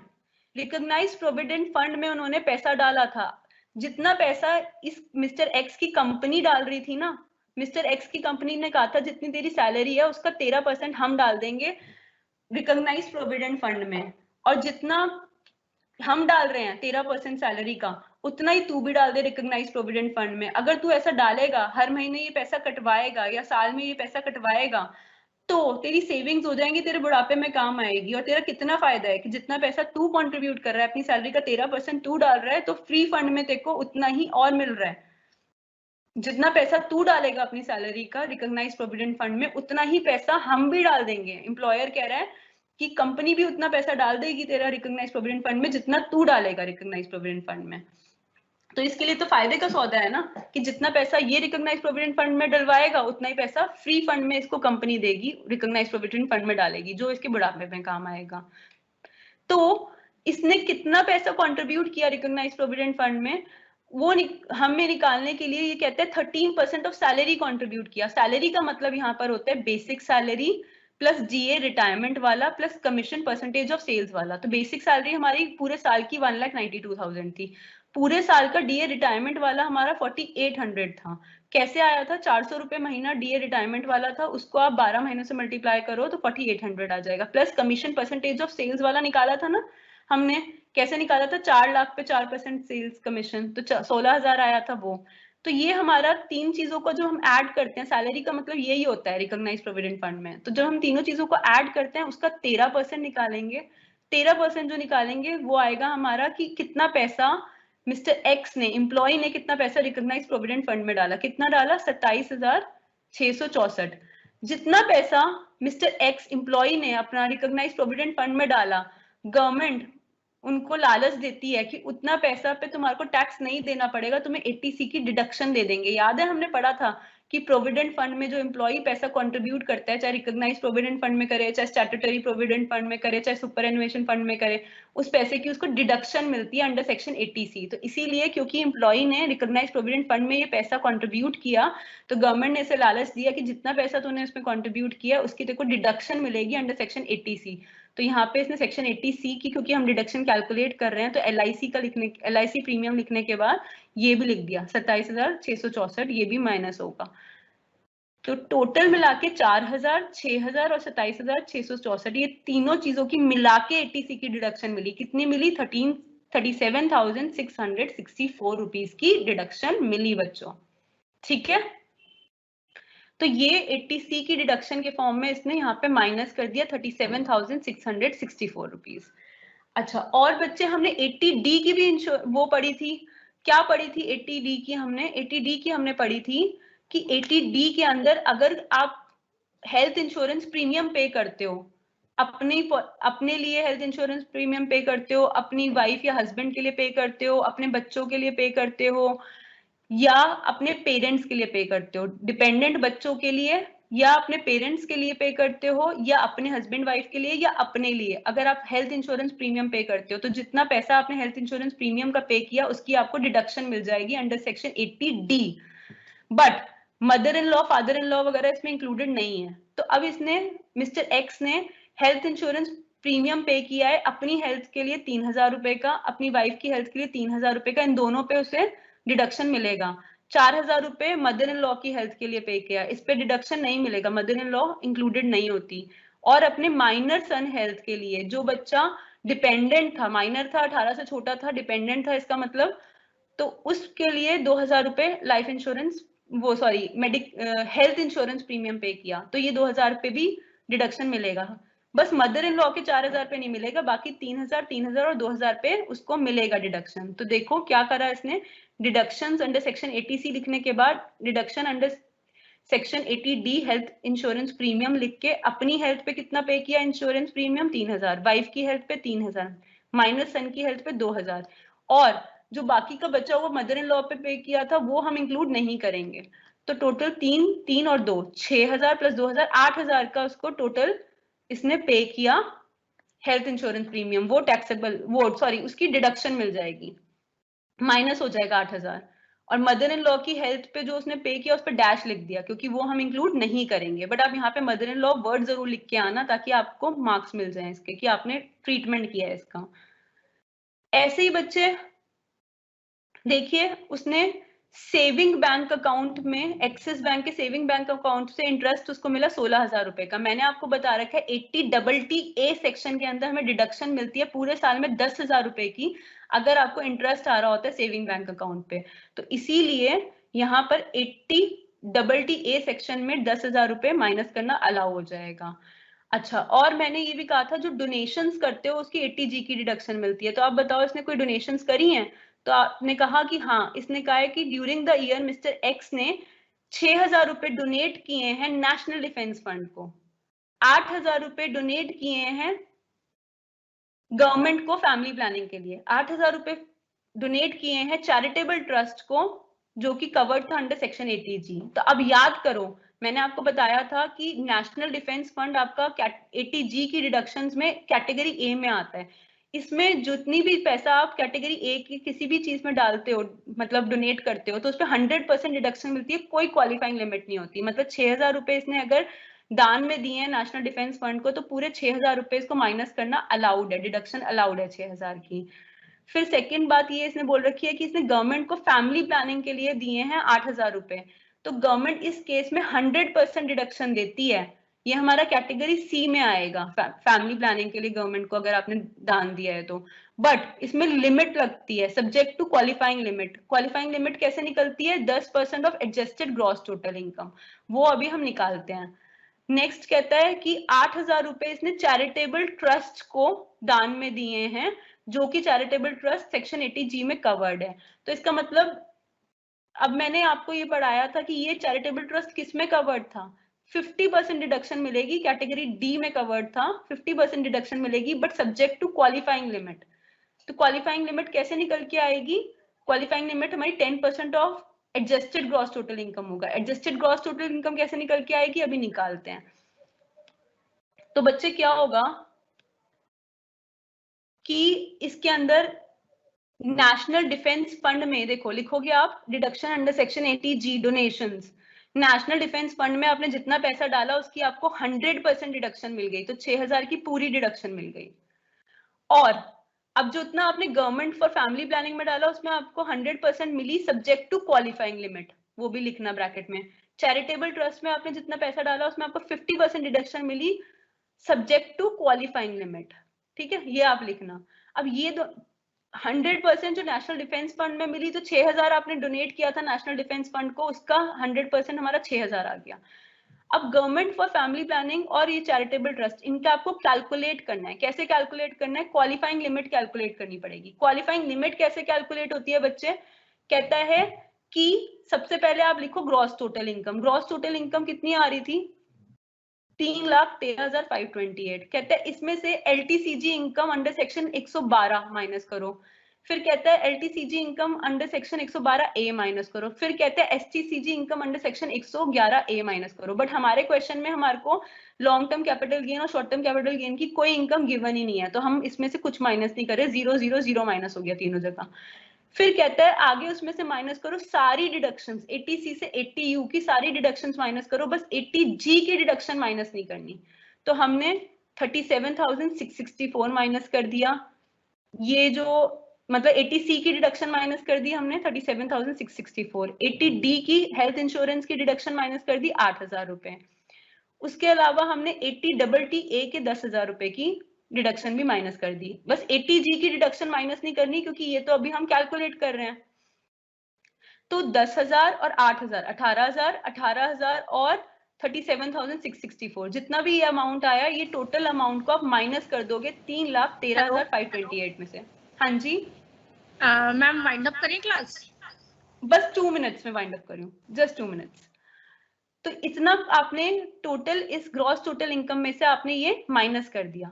जो आपने माइनस कर दिया बच्चे, वो आपका आ गया adjusted gross total income. It's adjusted gross total income का आप 10% निकालेंगे। जब आप 10% निकालेंगे तो वो आ जाएगा आपका क्वालिफाइंग लिमिट। उस क्वालिफाइंग लिमिट के अंदर क्वालिफाइंग लिमिट को और क्वालिफाइंग लिमिट को और ये जो अमाउंट यहाँ पर दे रखी है, कितनी दे रखी है? 8,000 दी फैमिली प्लानिंग के लिए। तो क्वालिफाइंग लिमिट और 8,000 को कंपेयर करेंगे, दोनों में से जो छोटी अमाउंट होगी उसका 100% निकालेंगे। तो छोटी अमाउंट हमारी 8,000 निकल के आएगी इस केस में। तो 8,000 का 100% निकालेंगे तो यहाँ पर 8,000 का 100% 8,000 आ गया, ये हमारा अमाउंट हो गया। फिर नेक्स्ट केस में भी क्वालिफाइंग लिमिट जो कैलकुलेट करके निकलेगी वो 25,000 कुछ निकलेगी आपकी जब आंसर आएगा। तो 25,000 शायद 886 या कुछ इस तरीके की अमाउंट आएगी जो क्वालिफाइंग लिमिट आपकी आएगी। उसको फिर अब आप कंपेयर करोगे जितना पैसा आपने चैरिटेबल ट्रस्ट में दिया उससे। तो चैरिटेबल ट्रस्ट में आपने 8,000 रुपए डोनेट किया था और 25,886 के आसपास वो लिमिट निकल के आएगी, क्वालिफाइंग लिमिट। दोनों को कंपेयर करोगे, दोनों में से जो छोटी अमाउंट होगी 8,000 की उसको आप सिलेक्ट कर लोगे। 8,000 का आप 50% निकालोगे तो 4,000 आया, वो आप माइनस करोगे। तो इस तरीके से ये हमारी टोटल डिडक्शंस माइनस हो जाती हैं। और जब हम अपनी टोटल इनकम में से डिडक्शंस माइनस, मतलब अपनी ग्रॉस टोटल इनकम में से जब हम डिडक्शंस माइनस कर देते हैं तो हमारी क्या निकल के आती है, टैक्सेबल इनकम, और उसको हम राउंड ऑफ करके लिख देते हैं। और बाद में अगर क्वेश्चन में गिवन है कि टैक्स भी कैलकुलेट करो तो हम टैक्स कैलकुलेट कर लेते हैं। अच्छा बच्चे, बस एक चीज आपको लास्टली बोल रही हूँ कि ये जो हाउस रेंट अलाउंस हमने कैलकुलेट किया था उसमें 50% ऑफ सैलरी और rent paid minus 10% of salary दे रखा है। तो उसके अंदर यहाँ पर आपका 1,92,000 प्लस 6,000 बट 16,000 है। तो उसके अंदर बेसिक सैलरी, आपकी बेसिक सैलरी 1,92,000 प्लस आपका कमीशन प्लस आपका जो डीए है रिटायरमेंट वाला वो इंक्लूडेड होगा। ये आपको ध्यान रखना है, ठीक है। ये पॉइंट आप एक बार दोबारा से देख लेना। और that's it for today. Thank you so much class. And जो डिडक्शंस हैं आपका ये मैंने कंप्लीट करा दिया। सेटअप और कैरी फॉरवर्ड हम क्लास में डिस्कस नहीं कर पाए शॉर्टेज ऑफ टाइमिंग की वजह से, वो आपको खुद पढ़ना होगा। और आपका एग्रीकल्चरल इनकम का चैप्टर हम नहीं पढ़ पाए हैं shortage of income, shortage of time की वजह से, तो वो भी आपको खुद पढ़ना होगा। That's it for today. Thank you so much. See you in the next class tomorrow. Bye, take care class.